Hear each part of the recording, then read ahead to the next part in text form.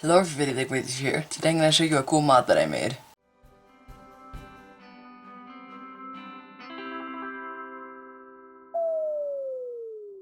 Okay, so this idea I came up with myself, and that's the thing that I want to know is, have you seen this before? Because I want to see if I'm the first person to make it or not. And yeah, and if I am the first person to make it, then what should I call it? Because I am really terrible at naming things. But anyway, yeah, here's my mod. I made it out of a Shingsha 3x3. I don't have one right next to me. But yeah, it's just same as Rubik's Cube, exactly the same. Except you see it has these two pieces bandaged together on every side, and then these pairs of pieces bandaged together on either side. So it's really just these four bandage pieces and these four bandage pieces. It's actually a pretty good mod. The stickers are okay. I didn't cut them the most professionally. I just kind of measured it out and cut it. The little edges, like where the sticker is cut on the very corner, they don't look the best, but it works.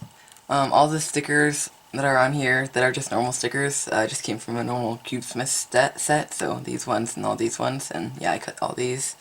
And the way I made it is basically I went in and glued all the pieces together. So I would take two pieces and put them up against something and put some glue in it, super glue.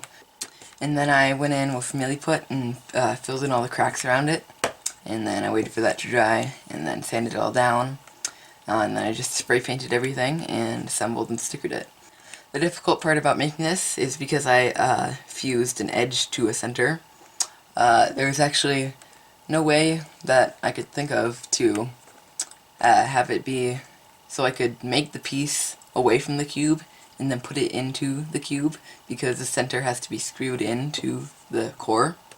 And if you put mealy put around it and fill it in, the calf will be like permanently glued on, and so you wouldn't be able to get to the screw.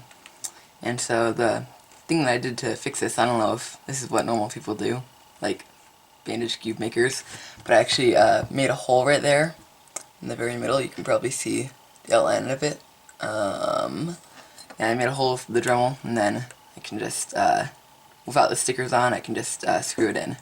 And so yeah, the only thing is you can't adjust the tensions without taking the sticker off, but it works. I don't really need to adjust the tensions after the initial assembly. So one major mistake that I made in this cube is, as you can see, there's all these kind of lines and stuff, like where the pieces intersect. And it's actually not because I didn't sand it down enough or I sanded it down too much. It's actually, I sanded down the milliput perfectly, the perfect amount, but the area around the milliput was just plastic. When I would Dremel it down, I would go like across, like down to the plastic, and it would actually flatten the milliput, but it would also Dremel down the parts of the plastic around it. And so it was little indents on each side of where the filler is. So I got the filler good, but the parts around the filler aren't very good. And so I think the best way to do it next time would be to just put a little bit of milliput in there so I don't have to sand it much, and just use sandpaper, because if you're just sanding the whole face with sandpaper, there's no way to Dremel too much on some places. It's all going to be equal. But yeah, it's a really cool mod. It's my first Bandage mod, and hope to make some more of them in the future, and I'll probably do that with the sanding pieces.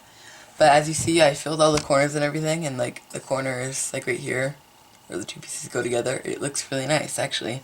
You have to look up really close to actually see any imperfections, as you can see there. The only thing is, of course, that little indent right there, where I dremeled away at the plastic. But yeah, it'll have to do. It looks fine from a distance. So yeah, I only spray painted the pieces that I made, and so there is a tiny bit of inconsistency. Like you see, these pieces are a lot more like glossier. You probably can't see it in the video, but they're a lot more glossier than these pieces, but it still looks fine. And yeah, I just used some glossy spray paint, which actually, the stuff that I got works really well. I can just spray it on, and it'll just cover the whole thing. It's amazing. So now let's talk about like solving it, like the actual, how it works. And by the way, the turning, it's basically like a normal Shingsha 3x3, except the spray paint does add a tiny layer of just stuff onto it, and so it does have a kind of weird feel, especially the regular pieces mixed with these pieces. But yeah, it's fine. So you see this kind of checker pattern. You can do this and make it a little bit more of a checker pattern. And then a cool thing I found, if you unchecker on this one, you can make a cool pattern like that. But it's actually kind of just a rearrangement of pieces from an F2L bandage cube. So where it's all these that are bandaged together. And I know people have made those before, but it basically solves exactly the same as that. But the secret I found to solving this is, spoiler alert, you solve it in a checker pattern. And so you see, just like normal, this would just be like an F2L kind of cube. And so you can just solve it just like a checker pattern. And then the last layer is pretty much just like normal. You can do most algorithms normally on it. And so as for solving it, it's not too much of a difficulty. The hardest part is definitely the F2L and stuff, but I will scramble it up so you can see. So of course the first part of scrambling it would be putting it in a checker pattern like I just did, and that's so you can actually scramble it, because it's pretty hard to get it into a scrambled state like this just normally. And I found a really hard thing to do is to get it so you get all these orange bandage pieces away from the white center after checkering it, and that's just because of how the pieces work and the bandaging.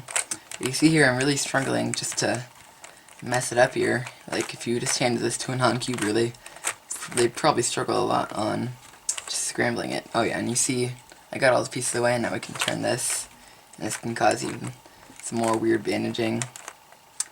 But yeah, it's pretty cool. So I'll do a quick solve on it. I kind of remember what I did, so it's not too hard, this first little part. So I'll just say what I'm doing. I'm making the cross right here. See? And sometimes it takes a lot more effort than it did there. But yeah. And so now we will put in the F2L pieces. So you see this is the slot this needs to go in, but we'll put in the opposite slot. And you see, if we try and do a normal algorithm like that, it will get stuck. And so what you have to do is you have to turn that into the very back, and then do that, and just kind of switch those two pieces around, put it in. And you see we've inserted that pair is already in. This pair needs to go in here, and this pair in here. And there we go. And the last layer is pretty much like normal. There are some algorithms that don't work, like right now I see I need to switch these two pieces, and normally I would just do like this kind of an algorithm, but I'm pretty sure the algorithm doesn't even work on this cube, so we're just gonna have to do a soon, two soons. Yeah, and then there we go. And then you see here, do this, and I think, I'm not sure if this algorithm works. Let's try it. Yeah, it does. Yeah, now we just do a quick PLL, and it will be solved. But like, there's some PLLs, like, if we just skip this back real quick, like this one,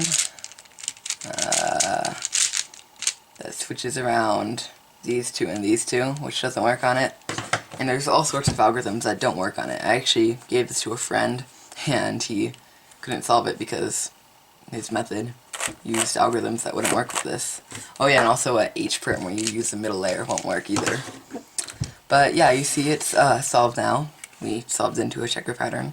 But yeah, that was a pretty cool solve. And yeah, that aspect of the solve is pretty cool. I'm sure there are different ways to do it, but I'd guess that is basically the easiest. But yeah, that's a pretty cool cube. So that's basically it for this little mod video that I made. If you want to see a bandaging tutorial, I may do that someday, so leave a comment below and say what you would think about that. And if you have any other questions or comments, leave them in the comments below. And of course, tell me if I was the first person to make this or not, and what I should name it. But yeah, that's basically it. I'll see you guys next time. Bye!